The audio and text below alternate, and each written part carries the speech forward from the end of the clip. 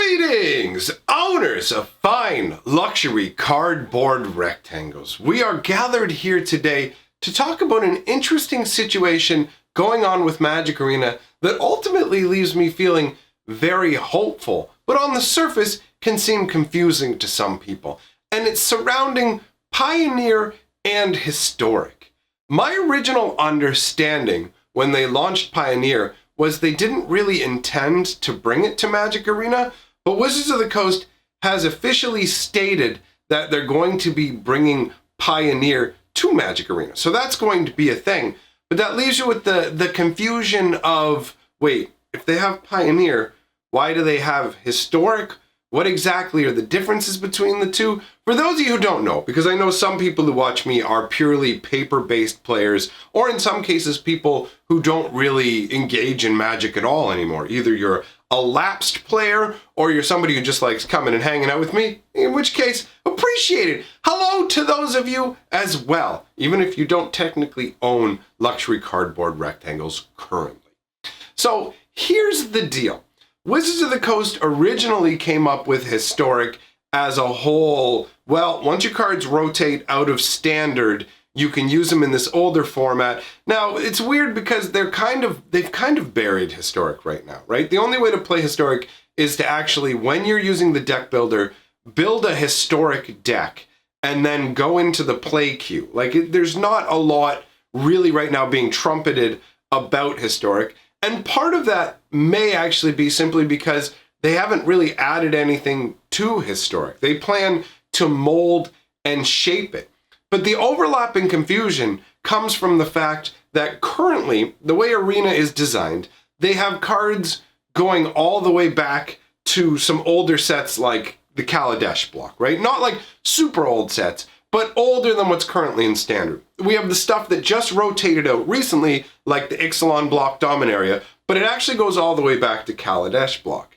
Now, all of that falls inside of Pioneer. Pioneer is a newly invented format designed to kind of fill a gap that is no longer being filled by Modern. And so Pioneer goes all the way back to Return to Ravnica, which is, I believe, like 34 sets ago. So that's a lot of sets, right? And everything that currently exists inside of Historic exists inside of Pioneer. Now, looking at the information provided by Wizards of the Coast, they had contemplated making Historic Pioneer legal, but then you essentially have a point where, why would you bother to play Historic if Pioneer exists, right? Like, what is there really to differentiate the two formats? And that's what we're here to kind of explore and uncover. Like, what's the advantage of having a Historic format? Well, it allows them to do certain things that they're not going to do with Pioneer. What you have to understand is Pioneer is pegged to paper, right? Like, when you have a format that exists both in paper and on Arena, they need to mirror each other as closely as possible. Now, Wizards of the Coast has shown that they're willing to have some variation in the formats in terms of, if you look at Nexus of Fate, for example, they did ban it in Standard, but only in Best of 1, and you could still use it in Best of 3. So you couldn't use it in Arena-style format, because Best of 1 is an Arena-style format, and Best of 3 is what's known as traditional, the standard way that we've played Magic all along, where you play a match, you use sideboards and all that. So we do have that minor kind of variation, but overall, you want your formats to match up. You don't want to have Pioneer on Arena mean something different than Pioneer in paper. And right now, in all honesty,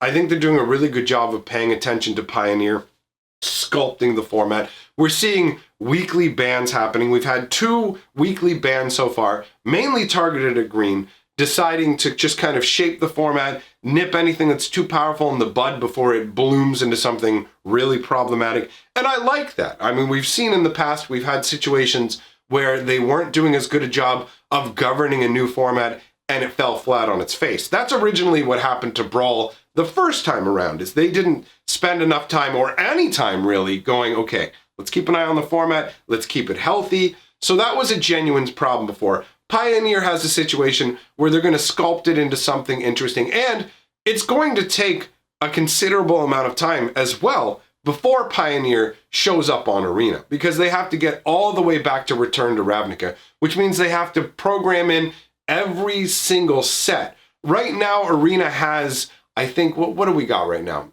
About, I think, maybe 10 to 12 sets in total, right? So they would have to basically program in 200% more cards. Twice as much that's already there would need to be programmed in. Now, this is going to take time, right? Because they're also working on stability issues, and that's something I like as well. I've noticed genuine improvements in the Arena client. I'm actually feeling more positive about Arena recently in that regard. Admittedly, the Oko situation is making it less fun in terms of what's available to play against, but in terms of the actual functionality and stability of the platform, now when I do a tutor effect, when I have to go search for a basic land or something from my deck with Fabled Passage or whatever other cards, it doesn't feel like, okay, is the game going to crash on me? Is the game going to time out? Am I going to be stuck here for a while? It's a lot smoother. Now, admittedly, we're not where we want to be. There are still a number of problems, but either way, you got to factor in that they don't have a ton of people working on this program. They're trying to bring in more people.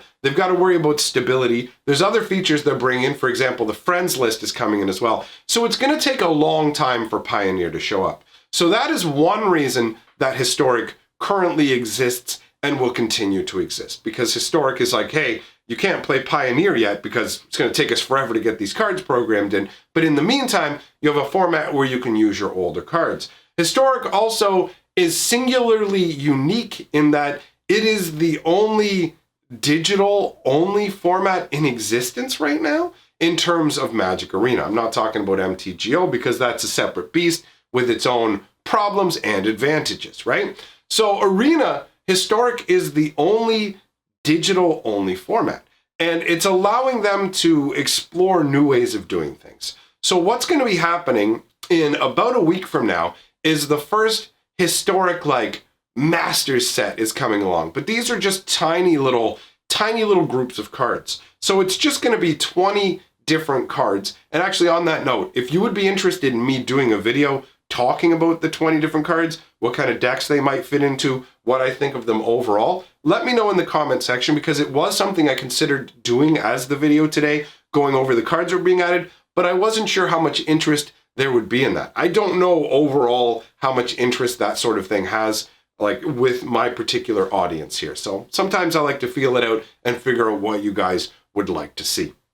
But regardless, in a nutshell, what they're doing is they're adding 20 new cards into Historic.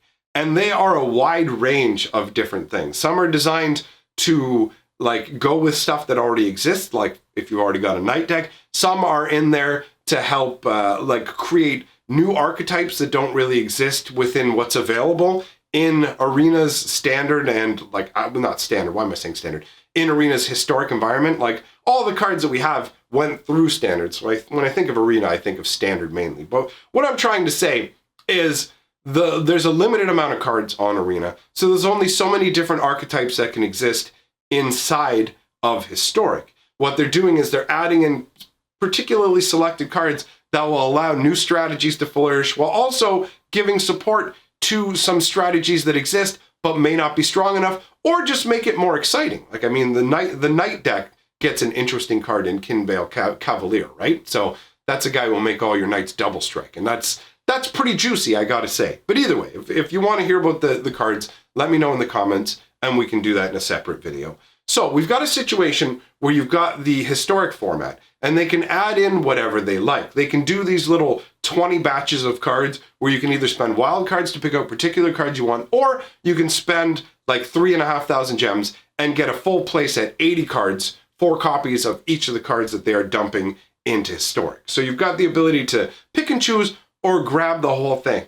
But Wizards of the Coast can't do this in Paper Magic. They can't really just make a 20 card set designed to aid a format. Sure, they can do your signature spell books, they can do your From the Vaults where it has a theme and gives you some cards, but they're not just going to do here's 20 cards we're adding to a format set. It's never going to happen. But it's something they can do with Historic where they can pick out individual cards. Also, because Historic is a digital only format, it also allows them to push outside the bounds of what Magic actually is. Now, I can't say that this is the route they're going to go. But some of the language that they use makes me suspect they may be considering making arena-only cards. And we already technically have some arena-only cards, but they're really garbage cards in the most part that are designed to like ease a beginner into the game. So a lot of them are just vanilla creatures or really simple creatures that easily could exist in a regular Magic set. What I'm talking about here is stuff that couldn't exist feasibly in a regular Magic set. You could try and make it work, but it would be clunky and weird. And for an example of this kind of stuff, I actually turned to Chandelar, which is the really old, really old, like 90s computer Magic game. I have playlists of it here on the channel if you've never seen it. But that set encompasses all the beginning years of Magic with a bunch of awesome old school cards and a special subset of cards that only exist in the game and were never made in paper because they couldn't really exist in paper. There is a card called Whimsy that's 2 blue and X. And what it does is X random effects. So it's just random effects from the game. They could be like activated abilities. There's a number of different things. So the game will just randomly generate them from a long list. Think similarly to these Momir events. Like if you played in the Oko Momir event, you know how it'll just randomly pick a creature? That sort of thing. They can have cards that randomly generate a creature token. You can have a spell that randomly generates different effects. You could have a creature that comes into play with protection from a random color, or hexproof from a random color, or things of that nature, where it adds something unique to Magic, and it doesn't really like break anything overall, although admittedly, that might be too much. I'm not sure overall how much people would like that. I don't know if that's something that would fly. I mean, Historic, they could have 2 variations of Historic. They could have the more competitive Historic, where you're not allowed to use these randomized cards in official like tournament style events. And then when you're playing Historic in more of a free play, anything goes style environment. Although I don't know how well it's going to go them making cards that are only limited to that kind of a casual environment. But either way, it does open up the ability to create digital only effects that are practically impossible to replicate in a physical card. Imagine having to generate a random creature in a game of Magic, like in paper Magic.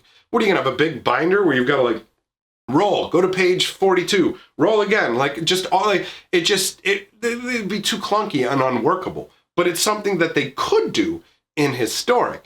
Now, is it gonna happen? I don't know. I mean, this is me just kind of spitballing, theorizing, but it's a really interesting concept because those cards in the Chandelar game are very interesting. I like that random-esque nature, and depending on the way they do it, it's kind of like Outlaw. Think like Outlaw's Merriment, where you randomly generate a token each turn, but something that can be done on a larger scale that doesn't like require that it be mirrored in paper and the complexity of it reduced to suit paper Magic, because paper and digital are 2 separate beasts. As we've seen with Arena, it can handle a lot of the clunky cleanup and all the other stuff we normally have to worry about in person itself, making it very easy to use. And overall, I'm super excited about this. Them signaling that they're going to bring Pioneer to Arena really says to me that Arena is intended to be essentially a permanent offering, the same way that MTGO is. Now, nothing lasts forever. One sad day far in the future, Magic something will have replaced it. The game can't go on forever, but that's probably going to be decades from now.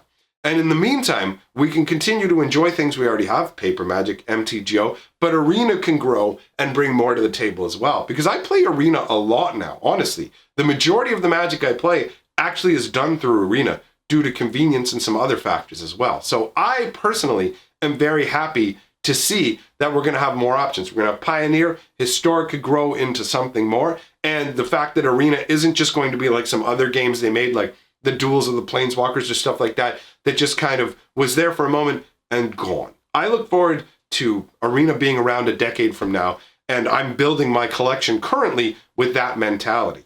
I have a method that I use where I found a way basically to build up 4 of every rare from a set without actually spending any money. You can do it as a free-to-play player. If that's something that's of interest to you, if you'd like me to do like a newer version of how to get 4 of every rare from a particular set. Like, for example, the new current set, Throne of Eldraine, is the one that I'm working on, and I'm moving closer to that goal. By the time the new set comes out, once Theros comes out, I will already have a full play set of 4 of every rare from the set without having invested actual money into the game, which is a pretty nice feeling. Now, admittedly, this method doesn't work to get you 4 of every mythic currently, but I'm working on improvements to how things are done. If that's something you'd be interested in seeing in a video, let me know in the comments, as I am guided to a degree by what you guys want to see. I create what I want to create, but when I have multiple options, I also weigh in what's going to be most interesting to all of you.